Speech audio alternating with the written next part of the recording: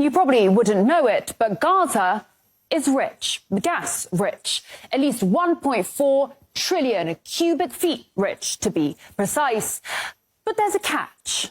Geologists and natural resources economists have confirmed that the occupied Palestinian territory lies above sizable reservoirs of oil and natural gas wealth in Area C of the occupied West Bank and the Mediterranean coast off the Gaza Strip. To date, the real and opportunity costs of the occupation exclusively in the area of oil and natural gas have accumulated to tens, if not hundreds of billions of dollars. Back in 1999, the Palestinian authorities signed a deal with British Gas. Just off the Gaza coast, they struck it lucky, and 2 wells were drilled. That's Gaza Marine 1 and 2.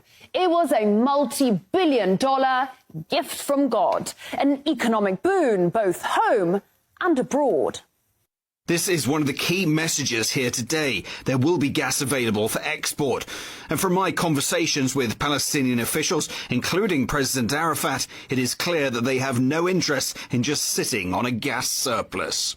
Fast forward to 2007. Hamas comes to power and Israel launches an offensive on the Gaza Strip, leaving behind 1,400 dead Palestinians, but taking with it the gas fields. Now, within the year, Israel announced the discovery of the Leviathan natural gas field, which did include Gaza's riches, all in all valued at $453 billion. Now, since then, Gazans haven't seen a shekel, or to be more accurate, they have been denied around $47 billion in revenue. As for Tel Aviv, well, it's gunning to become a new hub.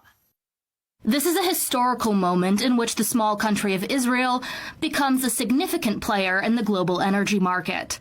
The Memorandum of Understanding will enable Israel, for the first time, to export Israeli natural gas to Europe. And it is even more impressive looking at the significant set of agreements we signed over the last year, which position Israel and the Israeli energy and water sectors as a key global player. Let's just run through this then. At that moment in time, so we're talking 2022, Russian oil and gas was sanctioned. Iranian oil was sanctioned. Syrian oil fields were, and still are, illegally occupied by US forces. Now, the key port of Latakia was being bombed by Israel, and the port of Beirut, the gateway to the Middle East, lay in ruins. Enter this small country of Israel right here with its seas of gas, its working ports, an answer to Europe's problems, and perhaps, most critically, the US blessing. Because in case you didn't know, US Congress has decided that Israeli energy is in the highest national security interests of Washington. So DC was only too happy for Tel Aviv to become a key global player. After all, it had itself previously mulled over ways in which to make its 51st state a window onto Europe. Another interesting application of nuclear excavation would be a sea-level canal 160 miles long across Israel, connecting the Mediterranean with the Gulf of Aqaba and thus the Red Sea and the Indian Ocean. Such a canal would be a strategically valuable alternate to the present Suez Canal. The Suez Canal is a gold mine. It connects the Mediterranean Sea to the Indian Ocean via the Red Sea. It is the link between Asia and Europe. Every day, almost 3 million barrels of oil, 8% of global LNG, 50 ships, $9 billion worth of cargo, 12% of global trade all pass along this, right here, single canal. Remember in 2021 how a container ship ran aground in the Suez?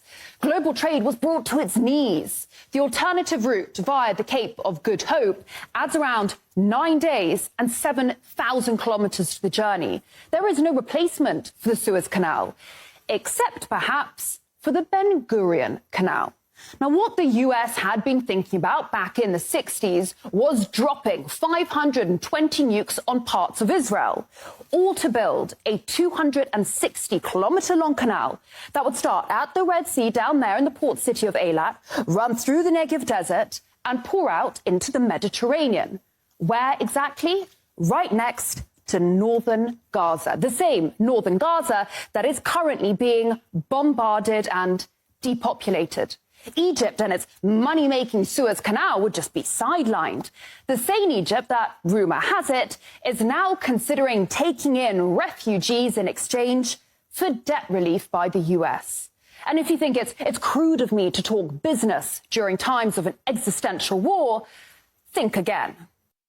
The winning companies have committed to unprecedented investment in natural gas exploration over the next 3 years, which would hopefully result in the discovery of new natural gas reservoirs.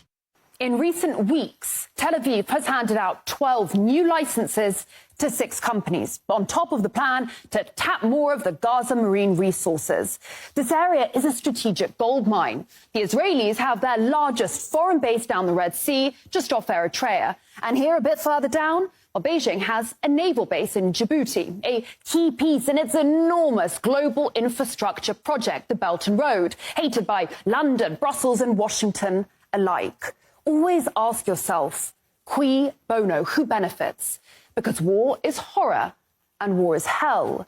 But never forget that war, above all else, is big business.